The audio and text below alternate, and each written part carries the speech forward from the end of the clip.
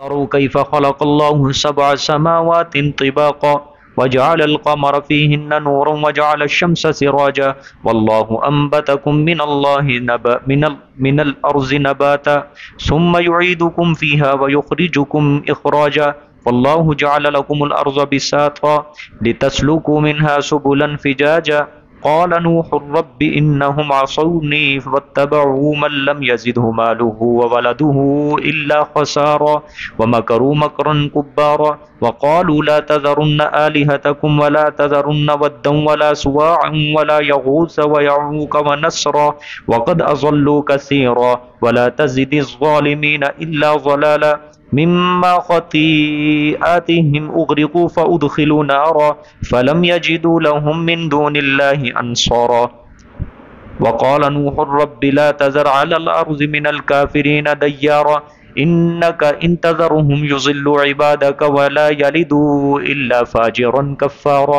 رب اغفر لي ولوالدي ولمن دخل بيتي مؤمنا وللمؤمنين والمؤمنات ولا تزد الظالمين الا تبارا صدق اللہ العظیم.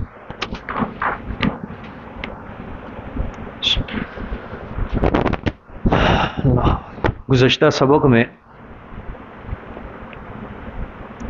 اللہ رب العزت نے حضرت نوح علیہ السلام کے بارے میں بیان فرمایا کہ نوح علیہ السلام نے دن رات توحید کی دعوت دینے میں ایک کی. ہر وقت وہ ہمارے مسئلہ توحید کو لوگوں کے سامنے بیان کرتے رہے، اعلانیہ چھپا کر، انفرادی اجتماعی ہر لحاظ سے. پھر حضرت نوح علیہ السلام نے اللہ پاک سے فرمایا کہ یا اللہ ان کو میں نے یہ بھی کہا کہ اگر تم ایمان لے آئے، توحید قبول کر لی تو اللہ آسمان سے بارش برسائے گا اور تمہاری مال اور اولاد کے ذریعے اللہ مدد کرے گا اور تمہارے لیے باغات بنائے گا، نہریں بنائے گا. یہ آیت نمبر 12 تک کل جو سبق ہوا یہ سارا حضرت کی تبلیغ کا حصہ ہے. اور آج جہاں سے سبق شروع ہو رہا ہے یہاں سے ما لکم لا ترجون للہ وقارا، یہ حضرت نوح علیہ السلام ان کے اوپر زجر کر رہے ہیں. کیا کر رہے ہیں؟ زجر. ٹھیک ہے، ترجمہ دیکھیں، ترہیب ہے یہ. ٹھیک ہے، ما لکم لا ترجون للہ وقارا، کیا ہے تمہیں؟ ما لکم کیا ہو گیا تمہیں؟ کیا ہے تمہیں؟ لا ترجون للہ کہ نہیں تم عقیدہ رکھتے، وقارا للہ وقارا اللہ کے لیے بڑائی کا. تمہیں کیا ہے کہ تم عقیدہ نہیں رکھتے اللہ کے لیے بڑائی کا. ٹھیک ہے، یہ ترجون جو ہے اس کا معنی کریں گے تخافون یا تعتقدون. تخافون اگر معنی کرے تو مطلب یہ ہوگا ما لکم لا ترجون اے لا تخافون، یعنی تمہیں کیا ہو گیا، یعنی کیوں نہیں تم خوف کرتے اللہ کا. ٹھیک ہے، یا لا ترجون اے تعتقدون، مطلب کیا ہو گیا تمہیں، تم کیوں نہیں عقیدہ رکھتے، تعتقدون کیوں نہیں عقیدہ رکھتے اللہ کے لیے وقارا بڑائی کا. ٹھیک ہو گیا، لا ترجون کا مطلب یہ ہے. کیا مطلب ہے؟ حضرت فرمانا چاہتے ہیں تمہارے دل میں اللہ کی عظمت کیوں نہیں ہے. اب چونکہ اللہ کو تو وہ مانتے تھے، سمجھ آ گئی. ہر دور کا مشرک جو ہے وہ اللہ کی ذات کا منکر نہیں، اللہ کی ذات کا قائل ہوتا ہے. ظاہری بات ہے جب اللہ کی ذات کا وہ قائل ہوگا تو اللہ کی مخلوق کو اس کی صفتوں میں شریک کرے گا. تو اللہ کو تو وہ مانتے تھے. اب اللہ کی اصل عظمت کیا ہے؟ اللہ کی اصل عظمت کا قائل ہونا، اصل بات یہ ہے کہ اللہ کو وحدہ لا شریک مانے. جب انسان اللہ کو وحدہ لا شریک مانے گا تو سمجھو وہ اللہ کی عظمت کا قائل ہے کہ اللہ ہی کو بڑا مان رہا ہے، باقی سب چھوٹے، اور اللہ کیا ہے؟ بڑا ہے، بلند عظمت والا اللہ ہے. تو جب وہ مخلوق کو بھی اللہ کی صفتوں میں شریک کر رہا ہے، مثال کے طور وہ کہتا ہے اللہ بھی مشکل کشا ہے، فلانا نبی ولی بھی مشکل کشا ہے، اللہ بھی مشکلیں حل کرتا ہے، فلانا نبی ولی بھی مشکلیں حل کرتا ہے، اللہ بھی مدد کرتا ہے، فلانا نبی بھی مدد کرتا ہے. تو اب گویا وہ مخلوق کو، انبیاء کو، اولیاء کو اللہ کی صفتوں میں کیا کر رہا ہے؟ شریک کر رہا ہے. تو اللہ کی عظمت کو تو قائل ہی نہیں ہے وہ. اللہ کی عظمت کا وہ تب قائل ہوگا جب اللہ کو کیا مانے گا؟ وحدہ لا شریک لہ، اللہ تو اپنی ذات و صفات میں یکتا ہے، تیرا کوئی شریک نہیں. تو حضرت نے فرمایا ما لکم لا ترجون للہ وقارا، اور تمہیں کیا ہو گیا، تم عقیدہ کیوں نہیں رکھتے اللہ کے لیے بڑائی کا؟ اگر اللہ کے لیے تم بڑائی کا عقیدہ رکھتے، عظمت کا عقیدہ رکھتے، تو تم کبھی بھی شرک نہ کرتے. شرک جو تم کر رہے ہو اسی وجہ سے کر رہے ہو کہ اللہ کی بڑائی تمہارے دلوں کے اندر نہیں ہے. سمجھ آ گئی؟ دیکھو حضرت نے تبلیغ کرتے کرتے کرتے، آپ ذرا غور تو کرو، جہاں سے حضرت کی تبلیغ شروع ہو رہی ہے، شروع سے ہو رہی ہے، کیسا خوبصورت انداز حضرت کا اللہ نے بیان کیا تبلیغ کا. سمجھ آئی ہے؟ سب سے پہلے اللہ کی توحید کی دعوت دی، ٹھیک ہے، کہ اللہ سے ڈرو، میری تابعداری کرو، اللہ تمہارے گناہوں کو بخش دے گا، تمہیں ڈھیل دے گا اللہ مقررہ مدت تک. اس کے بعد اللہ سے پھر دعا کی، یا اللہ دن رات ایک کر دیا میں نے، ان کو میں نے دن رات بلایا لیکن یہ مجھ سے بھاگتے ہی رہے، یا اللہ جب بھی بلایا ان کو تاکہ تو بخشے، یہ اپنے کانوں میں انگلیاں کر لیتے تھے، ٹھیک ہے، اپنے اوپر کپڑا ڈھانک لے، تکبر کیا انہوں نے. پھر میں نے انی دعوتہم جہارا، اعلانیہ بلایا، ٹھیک ہے، سر عام بلایا، انفرادی بلایا، چھپا کے ان کو دعوت دی، اعلانیہ دعوت دی. یا اللہ فقلت استغفروا ربکم، میں نے یہ بھی کہا کہ استغفار کرو اپنے رب سے، وہ بخش دے گا تمہیں، ٹھیک ہے. پھر یا اللہ میں نے یہ بھی کہا، چلو اخروی اعتبار سے تو رہا، ایک طرف میں نے یہ بھی کہا اللہ تمہیں دنیا میں بھی بڑا کچھ دے گا، تمہارے کاروبار اچھے کر دے گا، تمہاری دنیا اچھی کر دے گا، تمہارے اوپر بارشیں برسائے گا، تمہیں باغات دے گا، نہریں چلا دے گا. لیکن آج آ کے حضرت نے کیا کہا؟ میں نے اتنی باتیں تمہیں بیان کر دی، ما لکم لا ترجون للہ وقارا، کیوں نہیں اللہ کی بڑائی تم دل میں رکھتے؟ سمجھ آ گئی؟ اچھا آگے دیکھیں. اب حضرت نے وقد خلقکم اطوارا سے حضرت نے اب عقلی دلائل کا سلسلہ شروع کیا. کیا شروع کیا جی؟ عقلی. یہ حضرت کی تبلیغ کا حصہ ہے. اللہ پاک قرآن پاک میں عقلی دلائل دیتے ہیں نا اپنی توحید بیان کرتے ہوئے. اسی طرح جب انبیاء علیہ الصلوۃ والسلام جب اپنی قوم کو دعوت دیتے تھے تو وہ عقلی دلائل بھی ان کو بیان کرتے تھے، عقلی دلائل سے سمجھاتے تھے، ٹھیک ہے. وقد خلقکم اطوارا، حضرت نے فرمایا اور حالانکہ تحقیق پیدا کیے تمہیں طرح طرح سے.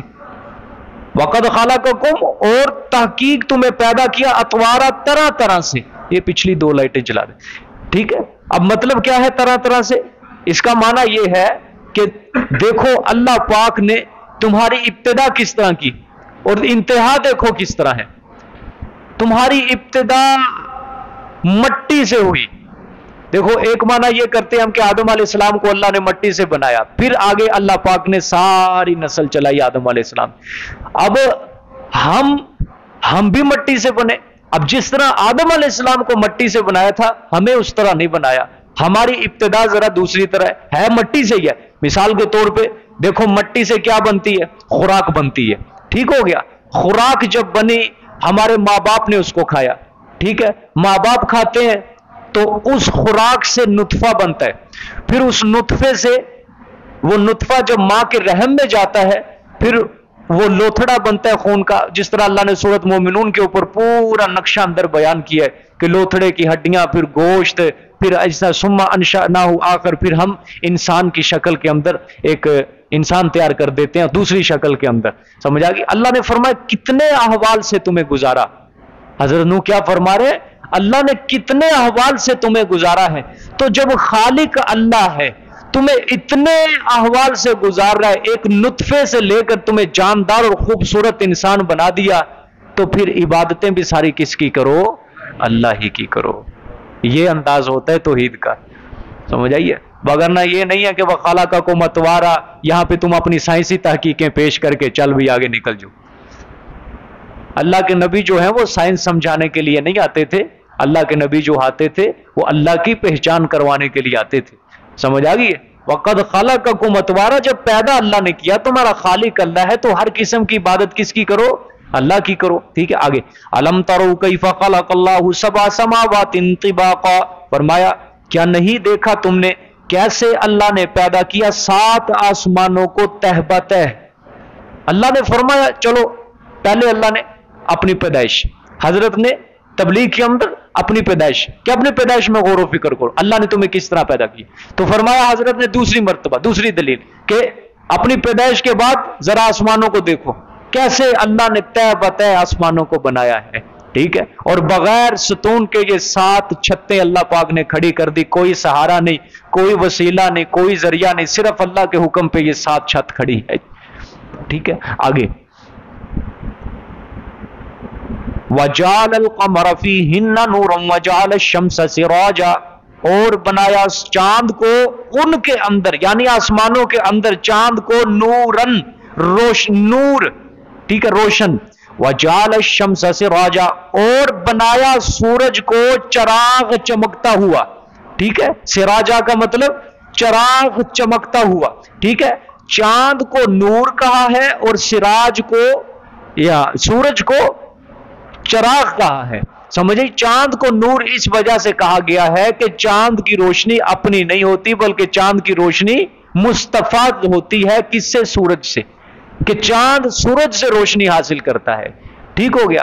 ویسے بھی نور اس کو کہا جاتا ہے جس کی روشنی اپنی ذاتی نہیں ہوتی بلکہ کسی سے حاصل کی جاتی ہے. ٹھیک ہے، اور سورج کو چراغ اس وجہ سے کہا گیا کہ چراغ کے اندر اس کی اپنی روشنی ہوتی ہے. چراغ کے اندر اس کی کیا ہوتی ہے؟ اپنی روشنی ہوتی ہے، اس وجہ سے سورج کو چراغ کہا گیا ہے. ٹھیک ہے، تو آگے فرمایا واللہ انبتکم من الارض نباتا، اور اللہ نے تمہیں پیدا کیا زمین سے نباتا جمع کر. نباتا کا معنی کیا ہے جی ہاں، اگانا. بالکل، یہ پودے جتنے بھی ہیں درخت ان کو کیا کہا جاتا ہے؟ نباتات کہا جاتا ہے. کیا کہتے ہیں؟ نباتات کہتے ہیں، یعنی پودا اگتا ہے. تو اسی طرح انسان کو بھی اللہ نے کیا کیا ہے؟ اگایا ہے. سمجھ آ گیا؟ جس طرح ایک بیج زمین کے اندر بویا جاتا ہے تو بیج پھٹتا ہے، اس کی کومپل نکلتی ہے، پھر اس کا وہ درخت بنتا ہے، پھر وہ پھل دیتا ہے. اسی طرح انسان بھی کہاں سے نکلا ہے؟ اصل اس کی ابتدا زمین سے ہی ہے. انسان کی بھی ابتدا کہاں سے؟ زمین سے ہی ہے. پھر اس کے بعد ثم یعیدکم فیہا، پھر تمہیں لوٹائے گا اللہ فیہا، اسی زمین میں. یعنی ابتدا بھی زمین ہی ہے اور انتہا بھی کیا ہے؟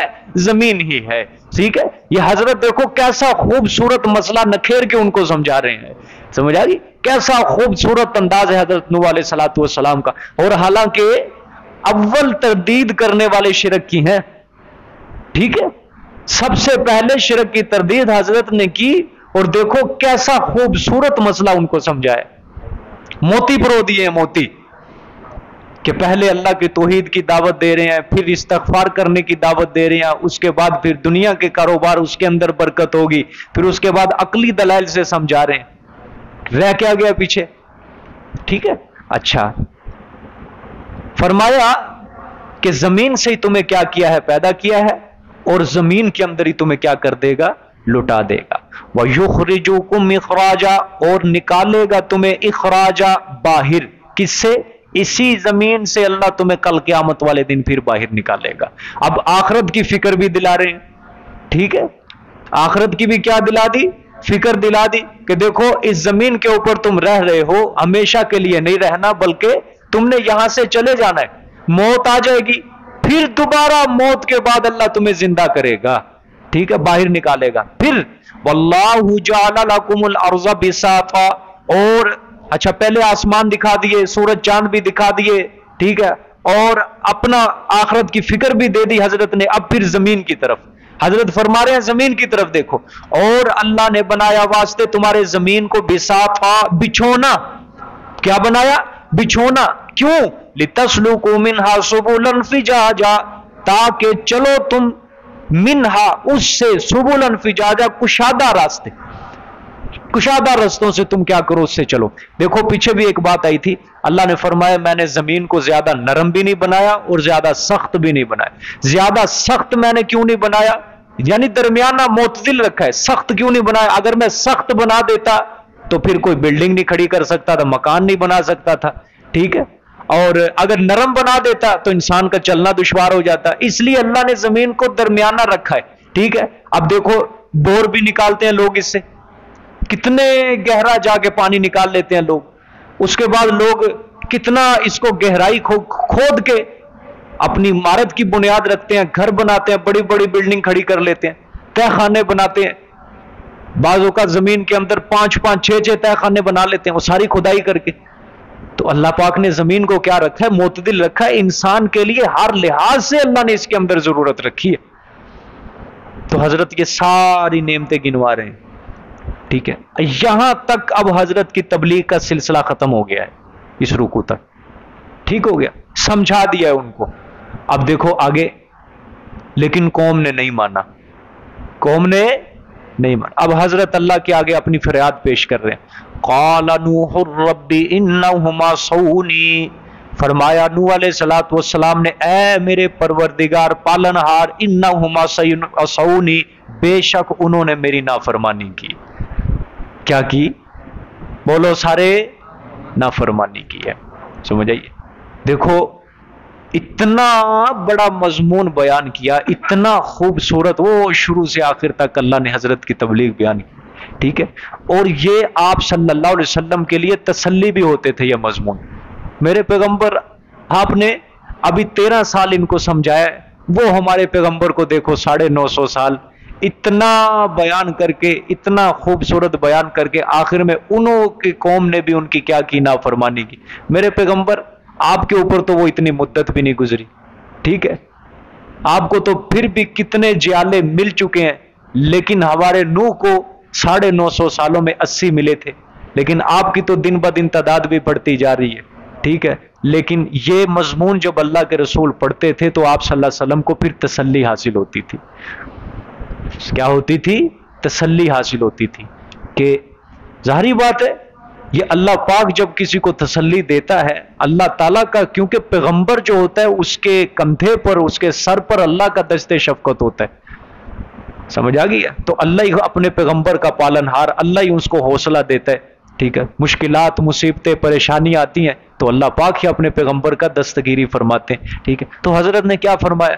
اے میرے رب, انہوں نے میری نافرمانی ہی کی ہے. ٹھیک ہے, وَاتَّبَعُوا مَن لَّمْ يَزِدْهُ مَالُهُ وَوَلَدُهُ إِلَّا خَسَارًا.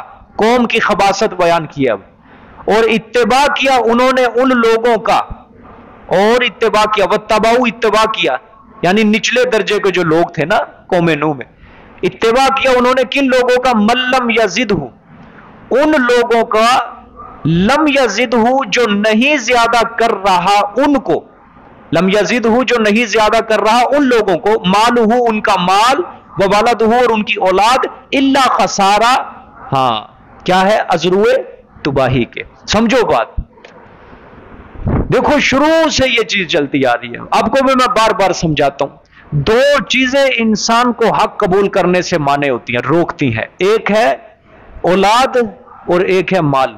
یہ 2 چیزیں ایسی ہوتی ہیں کہ انسان کو سیدھے رستے پہ نہیں چلنے دیتی. ٹھیک ہے, اب نوح علیہ الصلوۃ والسلام نے فرمایا, میرے رب میں نے ان کو سمجھایا لیکن انہوں نے کیا کی؟ عصونی, میری نافرمانی کی ہے. اور ان لوگوں نے میرا اتباع نہیں کیا. انہوں نے کن کا اتباع کیا ہے؟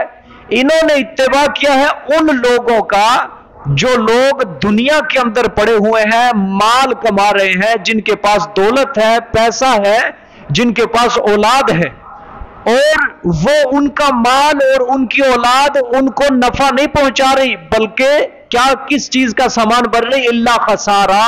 کس چیز کا سامان ہے؟ تباہی اور بربادی کا سامان بن رہے ان کے لیے. ان لوگوں نے ان برباد لوگوں کی اتباع کر رہے ہیں. یا اللہ میں تو ان کو نفع کا رستہ دکھا رہا ہوں, صراط مستقیم کا رستہ دکھا رہا ہوں, تیرے غضب سے بچنے کا رستہ بتا رہا ہوں. یا اللہ میری یہ نافرمانی کر رہے ہیں, انہوں نے میری اتباع نہیں کی ہے. سمجھ آ گئی ہے؟ آج بھی یہی حالات ہے جی, یہی حال ہے. ایک طرف آپ کہیں برائی کا اڈا کھول لو, وہاں پہ کتنے لوگ اکٹھے ہو جائیں گے, اور ایک طرف آپ واعظ و نصیحت کا سلسلہ شروع کر دو, حدیث کا درس شروع کر دو, قرآن پاک سمجھانے لگ جاؤ, وہاں پہ کوئی نہیں آئے گا, وہاں پہ کوئی نہیں آئے گا. ٹھیک ہے, تو کیا ہوتا ہے یہ؟ تو ہم پھر اپنے دین کے اوپر تو نہیں چل رہے, کس کی روش کے اوپر چل رہے ہیں؟ ہم کفار اور مشرکین کی روش کے اوپر چل رہے ہیں نا, کہ دین کسی کو محبوب نہیں ہے. آج دین کی طرف کوئی نہیں آنا چاہتا، اس سیدھے رستے صراط مستقیم کی طرف کوئی مائل نہیں ہونا چاہتا، چاہتا ہی نہیں ہے کوئی۔ دیکھو لوگ دعا کرتے ہیں، یا اللہ خاتمہ ایمان پہ فرما، خاتمہ ایمان پہ فرما، خاتمہ ایمان پہ فرما، سنت کے مطابق زندگی گزارنے کی توفیق دے، سنت کے مطابق چلا، سنت کے مطابق چلا۔ میں ایک سوال کرتا ہوں، آج مسلمانوں کو ہم کہتے ہیں، بار بار کہتے ہیں، ہم ممبر کے اوپر بھی بار بار بولتے ہیں سنت یہ ہے، سنت یہ۔ انفرادی طور پر جب ہم کہتے ہیں، وہ کہتے ہیں نہیں جی رواج ختم ہو گیا اس چیز کا۔ سنت کی تعلیم دیتے ہیں، رواج ختم ہو گیا اس چیز کے اندر نہیں۔ وہ سمجھتے ہیں عزت صرف اور صرف کس کے اندر ہے؟ یہود و نصارہ کی چیزوں کو اپنانے کے اندر عزت ہے، رسول اللہ صلی اللہ علیہ وسلم کی چیزوں کو اپنانے میں عزت نہیں ہے۔ آپ صلی اللہ علیہ وسلم کی سنت ہے بیٹھ کر کھانا کھانا، آپ صلی اللہ علیہ وسلم کی کیا کیا سنتیں ہم سب گنواتے ہیں، لیکن کوئی اس کو ماننے کے لیے تیار نہیں۔ کیا جی رواج ختم ہو گیا، رواج؟ وہ سنت کیا رواج کے تحت چلتی ہے؟ جو معاشرے ہوتے ہیں وہ رسول کے تحت چلتے ہیں، سمجھے؟ رسول کا طریقہ معاشرے کے تحت نہیں چلتا۔ اسی طرح قرآن پاک جو ہے یہ معاشرے کے تحت نہیں چلتا، بلکہ معاشرے اس کے تحت چلتے ہیں، پھر کامیابی ملتی ہے۔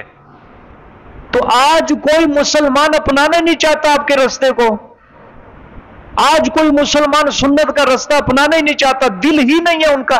جب دل ہی نہیں ہے تو پھر خدا دعا کس طرح قبول کرے گا؟ کیا اللہ کو نہیں پتا کہ یہ زبان سے اور ہے اور دل سے کیا ہے اور ہے؟ اللہ کو نہیں پتا سینوں تک کے رازوں کو جاننے والا علیم بذات الصدور ہے، دلوں کے اندر جو چھپی ہوئی باتیں اللہ اس کو جانتا ہے۔ تو اللہ کو نہیں پتا تیرا دل ہی نہیں ہے، پہلے اپنا دل والا برتن سیدھا کر۔ انابت کس کو کہتے ہیں؟ منیب قرآن پاک میں لفظ آتا ہے، کیا مطلب ہوتا ہے؟ رجوع کرنے والا۔ اللہ قرآن میں فرماتے ہیں کہ میں ہدایت اس کو دیتا ہوں جو منیب ہوتا ہے، رجوع کرنے والا ہوتا ہے۔ تو جس بندے نے اپنے دل والا برتن سیدھا کر لیا، جو بندہ چاہتا ہے کہ میں سیدھے رستے پر چل پڑوں تو اللہ اس کو سیدھے رستے پر چلاتا ہے۔ تو جو بندہ چاہتا ہی نہیں ہے کہ میں سیدھے رستے کے اوپر چلوں تو وہ تو کبھی بھی سیدھے رستے کے اوپر اللہ بھی نہیں اس کی دستگیری کرے گا۔ سمجھ آ گئی کہ نہیں بات؟ اب لوگ کہتے ہیں کہ اللہ جب توفیق دے گا نماز پڑھ لیں گے، کہتے ہیں کہ نہیں کہتے؟ آپ بے نماز جو 5 وقت کی نماز سے تعلق نہیں ہے مسلمان ہے، آپ دعوت دو اس کو جا کے اللہ توفیق دے گا، کہتے ہیں نماز پڑھ لیں گے۔ تو بابا آپ جو رزق صبح نکلتے ہو ڈیوٹیوں کے لیے، 7 بجے سے لے کر صبح شام 6 بجے تک ادھر جا کے ذلیل و خوار ہوتے ہو، جا کے وہ گرمی کے اندر سڑتے ہو، تو جب تمہاری بیوی تمہیں صبح اٹھ کے اٹھاتی ہے کہ حضرت سب ٹائم ہو گیا ہے جانے کے لیے، تو وہاں کیوں نہیں کہتے کہ جب اللہ توفیق دے گا تو رزق کے لیے نکل پڑیں گے، نہیں تو پھر بیٹھے ہیں یہیں پہ؟ وہاں کیوں نہیں کہتے؟ حالانکہ وہاں پہ تو اللہ نے وعدہ بھی دیا ہے کہ رزق میں نے دینا ہے ہر کسی کو، کیوں نہیں کہتے وہاں پہ؟ پتا ہے نہ گئے تو ہاتھ کچھ نہیں آئے گا، کیونکہ یہ چیز دیکھی ہے انسان نے۔ اور نماز کے بارے میں انسان نے دیکھا نہیں ہے جہنم کو، کہ نماز جو چھوڑ دے گا اس کو کتنی بڑی سزا بھگتنی پڑے گی، کیونکہ اس کو دیکھا نہیں ہے۔ اور اگر دیکھ لے تو ایمان تو نہیں۔ اب ظاہری بات ہے، اب اللہ جہنم کو دکھائے یہ دیکھ لو تمہاری یہ سزا ہے، انسان کو جہنم دکھائے پہلے میرے احکامات کو قبول کر یہ تجھے جہنم میں پھینک دوں گا، یہ تو کوئی ایمان نہیں۔ ایمان کس کو کہتے ہیں؟ تصدیق بالغیب، غیب کے اوپر ایمان رکھنا ہے۔ ہم نے اللہ کو نہیں دیکھا لیکن اللہ کے اوپر ایمان ہے، ہم نے جنت کو نہیں دیکھا، جنت پہ ہمارا ایمان ہے، جہنم کو نہیں دیکھا، جہنم پہ ہمارا ایمان ہے، فرشتوں کو نہیں دیکھا، ہمارا ایمان ہے، رسول اللہ صلی اللہ علیہ وسلم کو نہیں دیکھا، ہمارا ایمان ہے۔ اسی چیز کو ایمان کہتے۔ تو نماز اور دین کے کاموں کے بارے میں یہ کیوں بولتے ہو اللہ جب توفیق دے گا کر لیں گے، اللہ توفیق دے گا کر لیں گے؟ سمجھ آ گئی ہے کہ بعض لوگ کہتے ہیں کبھی کبھی ہم قرآن کی دعوت دے لیں، او نہیں جی قرآن پڑھ لیں گے عمل ساڈے کو ہوندا نہیں تے اس وجہ تو رب نے ساڈی پکڑ کر لینی۔ کیا کر لیں گے؟ کہ تو نے قرآن پڑھ لیا تھا تو نے عمل کیوں نہیں کیا؟ اس لیے ہم پڑھتے ہی نہیں ہیں، اس لیے ہم سمجھتے نہیں ہیں۔ میں نے کہا آپ اس طرح کریں، آپ صبح کتنی روٹیاں کھاتے ہیں؟ 2 روٹیاں، شام کو 2 روٹیاں، اس طرح کرو یہ روٹی کھانا چھوڑ دو، اس وجہ سے کہ آپ جو 2 روٹیاں کھاتے ہو اس کا بھی آپ کو حساب دینا پڑے گا۔ اللہ پوچھے گا کل قیامت والے دن کہ جو میں رزق دیتا تھا حلال طریقے سے کمایا، حرام طریقے سے، حساب دو ہمیں ہماری نعمتوں، اب وہ بھی چھوڑ دو، ہر چیز چھوڑ دو، اللہ نے تو قدم قدم کا سکے سکے کا حساب لینا ہے وہاں پہ، چھوڑ دو سب کچھ۔ یہ ایسے شیطانی وسوسے انہوں نے اپنے دلوں کے اندر سمائے ہوئے۔ یہ وہی انسان یہ باتیں کرتا ہے جنہوں نے کبھی قرآن پاک پڑھا ہی نہیں ہے کہ اللہ چاہتا کیا ہے، مطالبے کیا کرتا، یہ بس بغیر قرآن اور بغیر حدیث کے گھر میں بیٹھ کے مفتی بنے ہوئے فتوے لگا رہے ہیں، اپنے دین کا اپنا انہوں نے ایک دین بنایا ہوا ہے، اس کے مطابق یہ چل رہے ہیں۔ بس صرف دین اتنا بنایا، اللہ غفور الرحیم ہے، سرکار دی امت چواں بخشش ساڈی نہیں ہوئے گی تے جنت چ اسی نہیں جانا، تو اور جانا کنے ہے، یہ چیزیں بس اپنا رکھی ہیں۔ ٹھیک، خیر دیکھو حضرت نے بھی کیا کہا، اللہ انہوں نے میری نافرمانی، دکھ ہوتا ہے نا انسان کو، دیکھو بشر تھے نا، انسان تھے حضرت بھی، اتنا سمجھا کے کتنا حضرت کو دکھ ہوا ہوگا، لیکن فرمایا ربا انہوں نے میری نہیں مانی، انہوں نے پھر بھی دنیا داروں کا اتباع کیا، انہوں نے پھر بھی پیسے والوں کا اتباع کیا، یہ پھر بھی انہی لوگوں کے پیچھے گئے، ہمارے پیچھے یا اللہ پاک نہیں لگے ہیں۔ یہ سمجھ آ گئی؟ اللہ، یہ آیت یاد رکھنا، انشاءاللہ پھر کسی موقع پہ میں اس پہ مزید روشنی ڈالوں گا۔ یہی حضرت نے کیا فرمایا، میری نافرمانی کی، اور انہوں نے کن کا اتباع کیا، جو مال والے ہیں، جن اولاد والے ہیں، اور ان کا مال ان کی اولاد ان کو کیا کر رہا ہے، سراسر تباہ و برباد ہی کر رہا ہے۔ ٹھیک ہے، لیکن صرف تمہید کے طور پر اتنا میرا موضوع سن لو، ادھر بھی یہی چیز ہے، اگر میرا درس قرآن والا ساتھی درس کے اندر یہ چھوڑ کے پھر بھی وہی دنیا داروں والی چکر کے اندر پڑے گا، پھر بھی انہی چکروں کے اندر پڑے گا کہ جو دنیا دار کا لوگ ہیں ان کی اتباع کرے گا، جو حرام پیسہ کمانے والے ہیں، جو بے دین لوگ ہیں انہی کا اتباع کرے گا قرآن کو چھوڑ کر، اور ان کے اندر جا کے انہی کی صحبت اختیار کر کے انہی جیسا بن جائے گا، پھر وہ بھی ایسے لوگوں کے اندر ہی شمار ہوگا، اللہ خسارہ، تباہ و برباد ہو جائے گا وہ۔ سمجھے؟ باقی مزید روشنی پھر کبھی انشاءاللہ۔ وَمَكَرُوا مَكْرًا كُبَّارًا، حضرت نے فرمایا اور تدبیریں کی انہوں نے حق کو مٹانے کے لیے، تدبیریں بڑی بڑی، کبارہ مطلب بڑی بڑی تدبیریں کی اللہ پاک۔ دیکھو کبار کا مطلب ہوتا ہے صرف تدبیر نہیں، بڑی بڑی، ٹھیک ہے، ایک قبیل ایک کبار، سب سے بڑی بڑی تدبیریں اللہ پاک انہوں نے کی ہیں، لیکن قرآن پاک بیان نہیں کرتا، لیکن اندازہ لگا لو آپ کہ حضرت کے خلاف انہوں نے حضرت کو قتل کرنے کے لیے کتنی کتنی بڑی تدبیریں کی ہوں گی۔ حضرت صالح علیہ السلام کے خلاف جو تدبیر انہوں نے قتل کرنے کی، وہ تو اللہ نے بیان کی کہ 9 بندے تھے پرلے درجے کے فسادی، انہوں نے ارادہ کیا کہ ہم صالح کو راتوں رات ختم کر دیں گے، لیکن اللہ نے دستگیری فرمائی، اپنے پیغمبر کو بچائے۔ یاد رکھنا، میری بات یاد رکھ لو، اگر کسی حق والے انسان سے کسی نے ٹکر لی تو یاد رکھنا اس کا مددگار اللہ ہے۔ اللہ پاک جو پھر ٹکر لے گا نا اللہ کے کسی نیک اور مخلص بندے تھے، اللہ پاک اس کا بیڑا غرق کر دے گا، نہیں چھوڑتا اللہ پاک اس کو۔ سمجھ آ گئی؟ انبیاء علیہ السلام صاف قرآن پاک کے اندر ہر کسی نے تدبیر کی نبی کے خلاف قتل کرنے کی، کسی کو کر سکے؟ نوح علیہ السلام کے خلاف تدبیریں کی، کچھ نہیں ہوا۔ صالح علیہ السلام کے خلاف کچھ بھی نہیں ہوا، ہود علیہ السلام کے کچھ بھی نہیں، شعیب علیہ السلام کچھ بھی نہیں، ابراہیم کو تو آگ کے اندر پھینکا گیا ہے، 40 دن تک آگ کو جلایا، 40 دن تک جلایا، اللہ نے آگ کو کیا کر دیا؟ ٹھنڈا کر دیا۔ سبحان اللہ، سمجھ آئیے؟ آپ صلی اللہ علیہ وسلم کے خلاف کتنی تدبیریں ہوئی، اللہ نے بچایا۔ موسیٰ علیہ السلام دیکھو، اللہ اکبر، موسیٰ علیہ السلام، وہ فرعون جس نے کہا نا ربکم الاعلی، میں سب سے بڑا رب ہوں، ملک بھی اس کا، حکومت بھی اس کی، فوج بھی اس کی، افسر بھی اس کے، سیاستدان بھی اس کے، لٹیرے بھی سارے اس کے، کرپٹ بندے بھی سارے اس کے پاس ہیں، اور حضرت اس کے دربار کے اندر جا کے کلمہ حق بلند کر رہے ہیں، اللہ وہاں بھی حضرت کو بچاتا ہے۔ اور پھر فرعون ایک وقت ایسا آتا ہے کہ اپنی ساری فوج کو ملک مصر والوں کو لے کر موسیٰ کو پکڑنے کے لیے جاتے ہیں، ان کو ختم کرو، لیکن اللہ سمندر کے اندر 12 رستے جاری کر کے موسیٰ کو بچاتا ہے، اور فرعون کو اسی سمندر میں غرق کرتا ہے۔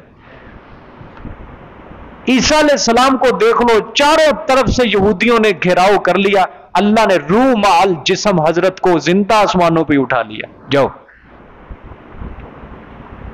کسی اللہ کے نیک بندے کے خلاف اگر کوئی اٹھا آج بھی اللہ پاک اس کی نسلوں کا بیڑا غرق کر دیتے ہیں اللہ پاک. آج بھی دیکھ لو حضرت شاہ اسماعیل شہید رحمت اللہ علیہ سے ہمارے اپنے مسلمانوں نے غداری کی، مخبری کی، سکھوں کو رستہ دیا. اپنے مسلمانوں کے خلاف سکھوں کو رستہ دے رہے ہیں کون؟ ہمارے اپنے مسلمان. لیکن وہ جنہوں نے مخبری کی تھی، غداری کی تھی، اللہ پاک نے آج بھی ان کی نسلوں کے اندر سے دین کو ہی اٹھا لیا. ذلت اور خواری اللہ نے رکھی، غربت رکھ دی ہے. کوئی ان میں حافظ نہیں، کوئی عالم نہیں، کوئی قاری نہیں، سب کے سب جاہل، نہ دنیاوی تعلیم نہ دینی تعلیم، غربت ہی غربت اللہ نے رکھی ہوئی ہے.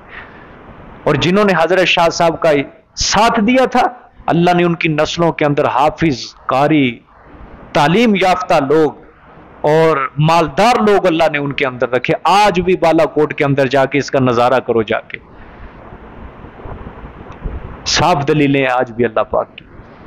نہیں چھوڑتے، اللہ پاک بھی نہیں چھوڑتے. ٹھیک ہے، آگے دیکھیں. وَقَالُوا لَا تَذَرُنَّ آلِهَتَكُمْ وَلَا تَذَرُنَّ وَدًّا وَلَا سُوَاعًا وَلَا يَغُوثَ وَيَعُوقَ وَنَسْرًا. فرمایا حضرت نے، یا اللہ پاک، اور کہا انہوں نے، یعنی قوم کے بڑے لوگوں نے، سرداروں نے اپنی چھوٹی نیچے جو طبقے کے لوگ تھے ان کو سمجھایا. کیا سمجھایا؟ اور کہا انہوں نے، نہ تم چھوڑنا آلہتکم اپنے معبودوں کو، ولا تذرن اور بالخصوص نہ چھوڑنا، ودن ود کو، ولا سواعن اور نہ سوا کو، ولا یغوس اور نہ یغوس کو، ویعوق اور نہ یعوق کو، ونسرا اور نصر کو. یہ قوم نوح کے 5 تن پاک تھے جی. کیا تھے؟ ہاں، ان کی پوجا پاٹ کرتے تھے وہ. ٹھیک، اچھا کون تھے یہ لوگ؟ ود، سوا، یغوس، یعوق، نصر. یہ جس کی طرف آج میں آپ کو توجہ دلانا چاہتا ہوں، اگر کسی کے پاس موبائل ہے، آج جو میں نے گروپ کے اندر جو بھیجا ہے وہ نکالو، اپنے سامنے رکھو اور اس روایت کا مطالعہ کرو.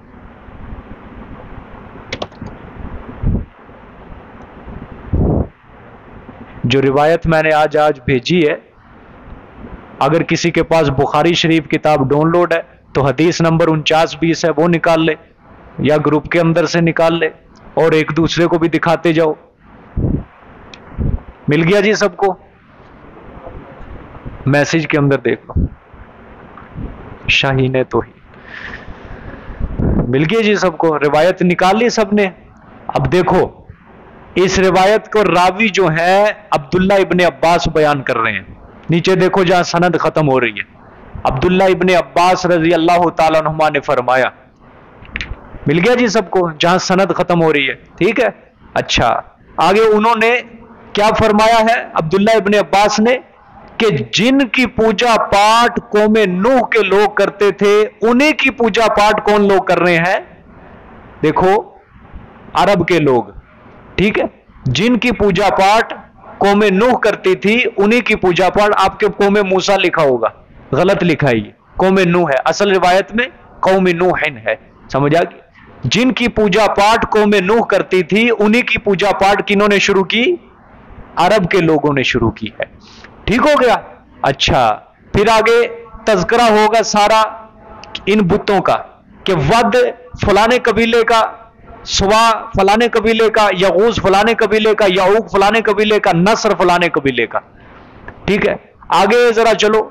حضرت نے فرمایا عبداللہ ابن عباس نے، یہ جو ود، سوا، یغوث، یعوق، نصر، یہ 5 جو تھے یہ قوم نوح کے نیک لوگوں کے نام تھے. لکھا ہوا ہے نیچے، مل گیا جی سب کو؟ سب پڑھو وہ نیچے. نیک لوگوں کے نام تھے. ٹھیک ہے، بت نہیں تھے بلکہ کیا تھے؟ بندوں کے نام تھے. ٹھیک ہو گیا. اچھا آگے پڑھو کیا لکھا ہوا ہے؟ نیک بندوں کے نام تھے. جب یہ موت ہو گئی، ود، سوا، یغوث، یعوق، نصر، جب یہ فوت ہو گئے تو قوم نوح پریشان ہو گئی کہ نیک لوگوں کی صحبت میں بیٹھتے تھے، اب کس کے پاس جائیں گے؟ تو شیطان آیا ان کے پاس. ٹھیک ہے، شیطان نے آ کے ان کے دل میں یہ بات ڈالی کہ پریشان مت ہو، میں تمہیں تدبیر بتاتا ہوں، تم اس طرح کرو کہ ان کے نام کے بت کھڑے کرو. سمجھ آئیے؟ پہلے اس نے بتایا کہ بت کھڑے کرو، اور جب دل کو تسلی دینی ہو ان کو آ کے دیکھ لیا کرو.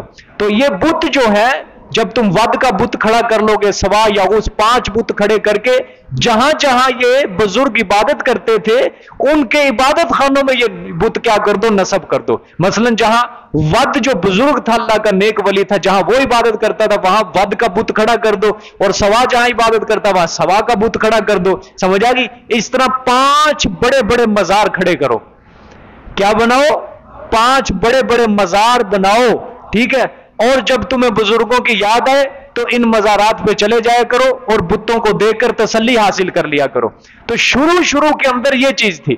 جب وہ لوگ تھے نا جن کو شیطان نے پٹی پڑھائی تھی کہ تم ان کو دیکھ کے تسلی حاصل کر لیا کرو، لیکن اس وقت عبادت نہیں کرتے تھے، صرف ان کی زیارت کر کے دل کو تسلی دے کے وہ گھر آ جائے. جب یہ نسل فوت ہو گئی، یہ نسل کیا ہو گئی؟ فوت ہو گئی، مر گئے جب یہ لوگ، پہلی نسل. دوسری نسل جب آئی ان کے پاس علم نہیں تھا، انہوں نے کیا کام شروع کیا؟ انہوں نے اس کی عبادت ہی کرنی شروع کر دی، سجدے، پوجا پاٹ. اس طرح شیطان نے شرک کی ابتدا کروائی ہے. سمجھے؟ لیکن جو اصل چیز ہے وہ نوٹ کرو روایت کے اندر کہ حضرت عبداللہ ابن عباس نے کیا فرمایا کہ قوم نوح کے یہ کیا تھے؟ 5 نیک بندوں کے نام تھے، ولی تھے اللہ کے. اور یہ جو روایت آپ پڑھ رہے ہو یہ بخاری شریف کتاب التفسیر کے اندر یہ روایت عبداللہ ابن عباس نے اس کی تفسیر کی ہے. میں کسی عام آدمی کی تفسیر نہیں کر رہا یہاں پہ، میں مفسر قرآن آپ صلی اللہ علیہ وسلم کے چچا زاد بھائی عبداللہ ابن عباس کی تفسیر کر رہا ہوں جو انہوں نے بیان فرمائی ہے. اور امام بخاری اور امام مسلم نے فرمایا جب صحابی رسول قرآن کی تفسیر کرتے گویا کہ وہ رسول اللہ صلی اللہ علیہ وسلم کی تفسیر ہوتی ہے. تو حضرت عبداللہ ابن عباس نے جو فرمایا واد سوا یغوث یعوق نصر، قوم نوح کے 5 نیک بزرگ اللہ کے ولیوں کے نام تھے، تو گویا رسول اللہ صلی اللہ علیہ وسلم نے یہ تفسیر کی ہے اس کی. سمجھ آ رہی ہے کہ نہیں بات؟ اب بند کرو ذرا میری طرف آؤ. آج اہل بدعت جو ہے ہمارے چاروں جوانب جو دیکھیں گے، آج انہوں نے قرآن پاک کی جب ہم ان کے سامنے آیتیں پیش کرتے ہیں، مشرکین مکہ نے دیکھو شرک کیا، آج بھی وہ شرک کر رہے ہو، قبر پرستی کر رہے ہو، وہ ہمیں یہ کہتے ہیں دیکھو وہ جو مشرکین مکہ کو اللہ نے مشرک کہا ہے وہ اصل کرتے تھے بتوں کی پوجا. وہ کن کی کرتے تھے؟ بتوں کی پوجا کرتے تھے. بس بت کھڑا کر لیا، اس کی پوجا پاٹ کر لے. ٹھیک ہے؟ ہم بتوں کی پوجا نہیں کرتے، ہم تو اللہ کے نیک ولیوں کی پوجا پاٹ کرتے ہیں، ہم تو اللہ کے نیک ولیوں سے مدد مانگتے ہیں. تو لہٰذا ہم مشرک نہیں ہیں. وہ قرآن کی آیتیں جو ہے نا وہ بتوں کی جو پوجا پاٹ کرتے ہیں نا ان کے اوپر فٹ آتی ہیں. ٹھیک ہے؟ ہمارے اوپر کہاں فٹ آتی؟ ہم تو اللہ کے نیک ولیوں کی کیا کرتے ہیں؟ ان سے مدد طلب کرتے ہیں، ان کو مشکل کشا سمجھتے ہیں، ان کو حاجت روا سمجھتے ہیں. سمجھ آ گئی ہے؟ تو ہمارے اوپر یہ آیتیں فٹ نہیں آتی. اللہ اکبر، سبحان اللہ. اصل بات یہ ہے کہ قرآن سے شغف نہیں ہے. ٹھیک ہے؟ جب پوری زندگی قصے کہانیوں کا مطالعہ کرنا، قرآن کو پڑھنا ہی نہیں ہے، پوری زندگی پڑھنے دوڑے ٹپے کہانیاں، بزرگوں کے واقعات، لوگوں کی کلموں سے لکھے ہوئے جھوٹے قصے کہانیاں پڑھنے، قرآن کا پتہ ہی نہیں تمہیں کیا معلوم کہ وہ بتوں کی پوجا کرتے تھے، شخصیات کی پوجا کرتے تھے. اب قوم نوح سے شرک کی ابتدا ہوئی، اور کیسے ہو رہی ہے؟ بتوں سے ہو رہی ہے یا شخصیات سے ہو رہی ہے؟ بولو سارے. بتوں کی پوجا نہیں کرتے تھے، وہ شخص